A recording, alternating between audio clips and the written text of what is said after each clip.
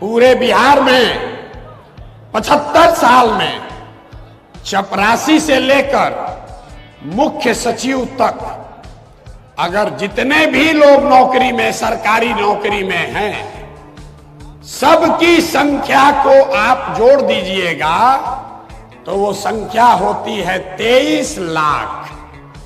1.97% लोगों को ही सरकारी नौकरी बिहार में मिला हुआ है। और आपको ये सब्जबाग दिखाया जा रहा है कि हम आएंगे तो 10 लाख एक के बार दे देंगे। आप लोग पढ़े लिखे लोग हैं। 75 साल में 30 से ज्यादा सरकारों ने मिलकर 23 लाख नौकरी ही दिया है बिहार में। जाकर पढ़े लिखे आदमी है, चेक कर लीजिएगा। और लोगों को बताया जा रहा है कि हम तो साले भर में 10 लाख नौकरी दे देंगे। 98% बिहार के लोग, उनको सरकारी नौकरी नहीं है और बहुत हद तक उनको मिलेगी भी नहीं। लेकिन रोजगार जरूर होना चाहिए। उसको समझिए क्यों नहीं है रोजगार। रोजगार इसलिए नहीं है, यहां से पलायन इसलिए है कि यहां पर रोजगार के जो संभावनाएं हैं, उसको करने के लिए जो साधन सुविधा चाहिए, पूंजी पैसा चाहिए, वो आपके पास नहीं है। यहां बैठा हुआ जितना युवा है, आपको नौकरी नहीं मिले कोई बात नहीं। अगर आपको खेती करने में मन नहीं लग रहा है कोई बात नहीं है। लेकिन अगर सरकार की ओर से आपको 5 लाख, 10 लाख, 2 लाख ऋण मिल जाए, कर्ज मिल जाए सस्ते दर पर, बिना किसी गारंटी के, बिना जमीन गिरवी रखे हुए, तो यहां बैठे हुए बहुत सारे लोग वो कुछ ना कुछ अपना रोजी रोजगार कर लेंगे। पूरे दुनिया में लोगों ने रोजगार वैसे ही पाया है। अब आपको वो पूंजी यहां क्यों नहीं मिलती है, ये समझिए। रिजर्व बैंक ऑफ इंडिया हर साल एक आंकड़ा जारी करता है पूंजी के संबंध में, जिसको कहते हैं क्रेडिट डिपॉजिट रेशियो। मतलब बैंकों में आपने, हमने कितना पैसा जमा किया और बैंकों ने उसके एवज में आपको, हमको, सबको मिलाकर कितना पैसा वापस रोजी रोजगार के लिए दिया, घर बनाने के लिए दिया, गाड़ी खरीदने के लिए दिया, पढ़ाई करने के लिए दिया। इसको कहते हैं सीडी रेशियो। पूरे देश में सीडी रेशियो है 75% औसत। मतलब अगर सब लोग मिलकर बैंक में 100 रुपया जमा किए तो बैंकों ने 75 रुपया वापस दिया लोन के तौर पर, ताकि लोग रोजी रोजगार कर सके। बिहार में 1990 से लेकर अभी तक सीडी रेशियो है 40%। नतीजा क्या हुआ? पिछले वर्ष पूरे बिहार की गरीब जनता ने बैंकों में जमा किया 4,61,000 करोड़ रुपया। 4,61,000 करोड़। अगर 75% पैसा आपको, हमको, समाज को ऋण के तौर पर मिलता काम करने के लिए, रोजगार के लिए, तो बिहार के लोगों को मिलता 2,80,000 करोड़ रुपया। लेकिन मिला कितना? 1,61,000 करोड़। बाकी का पैसा कहां गया? बाकी का पैसा इन बैंकों ने बिहार से उन राज्यों में भेज दिया जहां उद्योग धंधे लग रहे हैं, जहां रोजगार हो रहा है।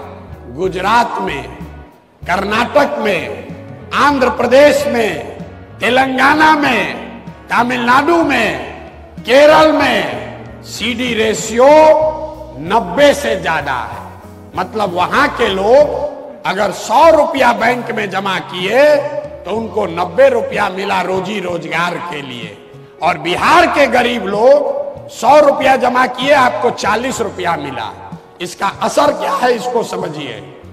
पिछले 30 वर्षों में बिहार के बैंकों ने बिहार से 26 लाख करोड़ रुपया, याद रखिए और लोगों से पूछिए, यहां के वित्त मंत्री को भी पता नहीं है, कोई पूछता ही नहीं है।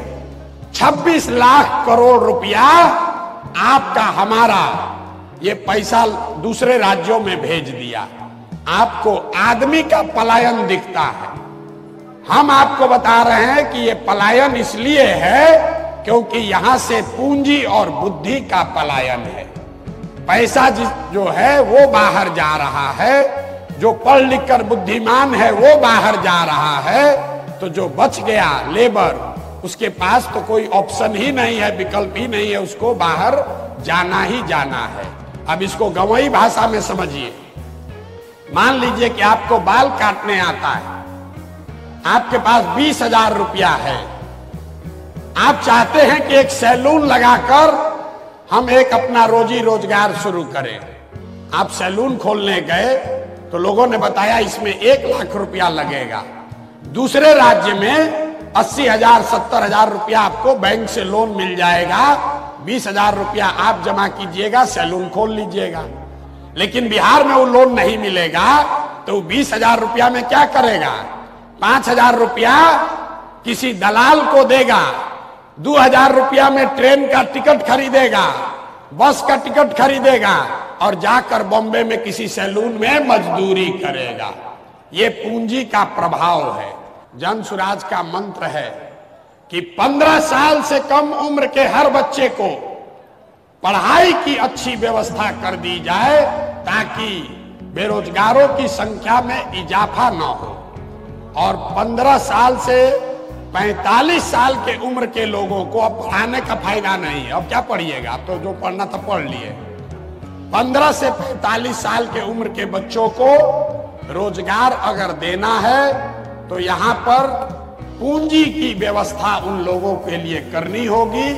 घर घर अगर पूंजी की व्यवस्था होगी तो यहाँ का युवा इतना काबिल है, उसमें वो क्षमता है, यहाँ की माताएं बहनें वो काम कर सकती हैं, उनको साधन व्यवस्था दे दिया जाए तो सब लोग कुछ ना कुछ कर सकता है। कुछ नहीं करेगा, 4 गो गाय भैंस तो सब पाल लेगा, मुर्गा फार्म सब खोल लेगा। गुजरात में 1970 के जमाने में सबसे पहले ग्रामीण क्षेत्र में पैसा तब आया जब अमूल खुला और घर घर से 15 लीटर 20 लीटर लोग दूध बेचना शुरू किया। बिहार में वो सुविधा नहीं, यहाँ रोजी रोजगार करने की सुविधा नहीं है। दुनिया में जितने बड़े देश हैं, स्कैंडिनेवियन कंट्री, अमेरिका इंग्लैंड से भी जो ज्यादा धनी देश है, डेनमार्क, स्वीडन, नॉर्वे, जो ये देश है जिनको स्कैंडिनेवियन कंट्री कहते हैं, यहाँ पर सबसे ज्यादा प्रॉस्पेरिटी है, सबसे ज्यादा खुशहाली है, सबसे ज्यादा पैसा है। वहां पर कोई बड़ा उद्योग नहीं है, वहां कोई खनिज संपदा नहीं है, वहां कोई आईटी का बहुत बड़ा कंपनी का नाम आप नहीं सुने होंगे। लेकिन वहां लोग पैसे वाले कैसे हैं? क्योंकि उनको अच्छी शिक्षा है और शिक्षा के बाद हर घर में करने के लिए कुछ ना कुछ रोजी रोजगार है। तो नौकरी आप करना चाहते हैं कीजिए, लेकिन नौकरी से, सरकारी नौकरी से बिहार में बेरोजगारी खत्म नहीं हो सकती है। इस भ्रम में मत पलिए।